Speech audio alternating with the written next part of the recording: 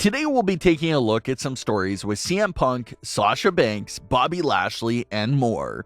For today's question of the day, how excited are you for CM Punk's rumored AEW debut on a scale from 1 to 10? More on that story later. Let's start things off with the shocking news from the WWE live event shows from over the weekend. Sasha Banks and Bianca Belair are in the middle of their SummerSlam build-up right now.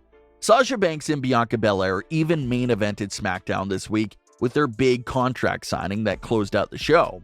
But only 24 hours later, Sasha and Bianca were pulled from the live event show on Saturday. Byron Saxton announced to the crowd that Bianca Belair and Sasha Banks can't appear due to unforeseen circumstances. That's all the information that was given, so no one is really aware of what happened there. Fans at the live event itself claimed that the weather had been horrible there in the area, and that the schedule for the fights were thrown off track all weekend long. So many fans speculate that maybe travel issues was the main reason for Sasha and Bianca's absence. Other fans have different opinions on why they were pulled from the live events.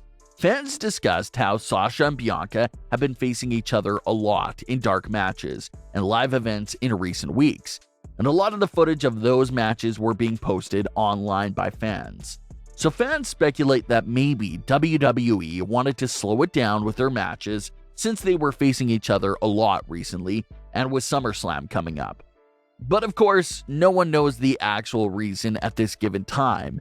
Maybe it'll come out in a few days, but there's nothing out there right now.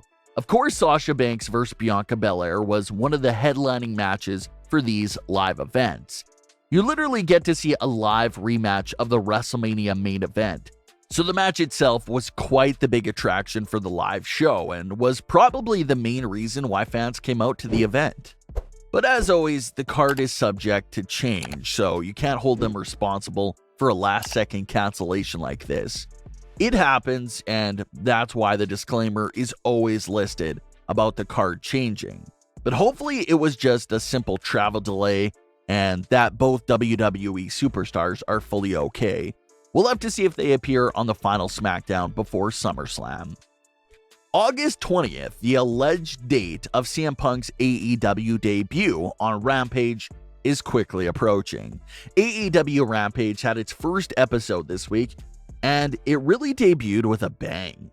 It was a 1-hour show on free television, but there were multiple titles on the line, great matches, and it really did have a big show feel to it. It was loaded from top to bottom, and it felt like non-stop action. So the show itself got off to a great start. Now you have CM Punk rumored to make his debut on the second ever edition of AEW Rampage. So it appears that things are about to get even more insane. AEW has yet to actually promote CM Punk's debut. The only thing that they promoted for the next few weeks was a short video that featured Darby Allin mentioning his best in the world line again, and then it cut to the United Center. So, that little advertisement there seems to be as close as we're gonna get for confirmation of CM Punk's AEW debut. It was also noted that AEW Rampage in the United Center will be the biggest crowd in AEW history, which just makes sense even more of a better spot for CM Punk's debut. The hype for CM Punk's return to the wrestling ring is getting so big that it even made it to the NFL Network. The NFL Network was breaking down NFL debut of Chicago Bears rookie quarterback Justin Fields. And one of the commentators said that Justin Fields' debut was the most highly anticipated debut in Chicago, until this Friday, with CM Punk's debut in AEW, that is. So CM Punk or no CM Punk, everyone is going to be tuning in to the Chicago edition of AEW Rampage. The crowd alone will be a big attraction for the show. It's the biggest crowd that AEW has ever had in their 2 years of existence. So it's already going to be one of their most historic nights. You throw CM Punk in on top of all of that, and it'll be even more of a top moment in AEW history. So we'll see what happens there later this week. Bobby Lashley has finally climbed to the top of their mountain in WWE as WWE Champion. But what's more bizarre is that Bobby Lashley's WWE career and pro wrestling career All started thanks to a horrific bank robbery experience. The year was 2004. Bobby Lashley entered the bank for what was supposed to be an ordinary interaction at the bank, but he just happened to be inside the bank when a group of men decided to rob that bank.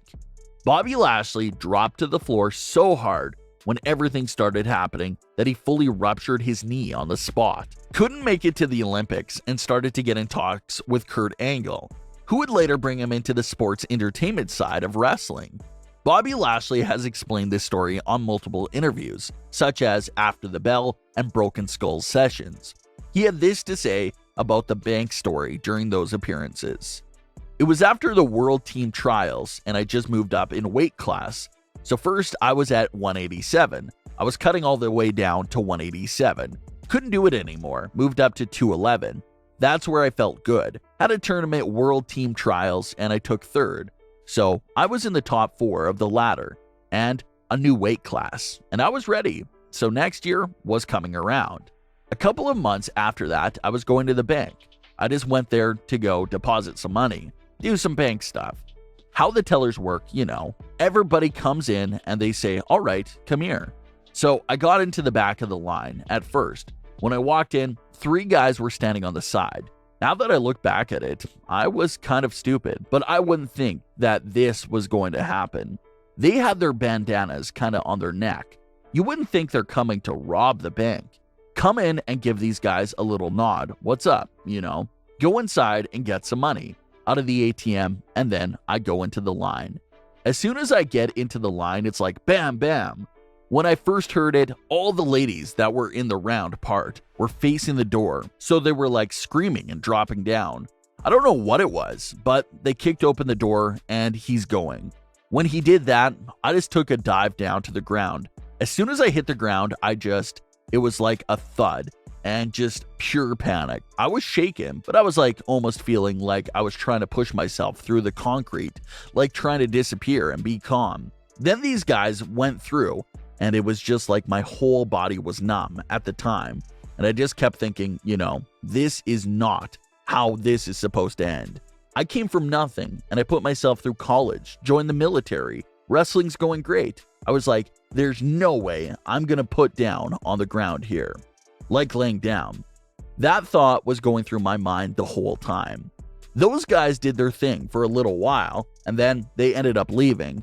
But I helped everyone up. And then when I later looked down, my knee was as big as a huge softball at the end of it. I went and had surgery. They had to remove my bursa sac, the fluid in the knee, had that surgery. Then a couple of months after that, I'd have another surgery because it was like an infection in there. That basically just ended my not ended my amateur wrestling career, but I would not have been able to go to the Olympic trials. It was just too close. So that really was such a scary experience for the current WWE champion to go through. It really sounded like a scene ripped from a movie. But for it to actually be real and for someone to encounter a team of bank robbers just sounds like something that marks you for life. But what are your thoughts on today's stories? Leave your comments. Don't forget to subscribe with all notifications on and leave a like if you enjoyed. Thanks for watching, guys.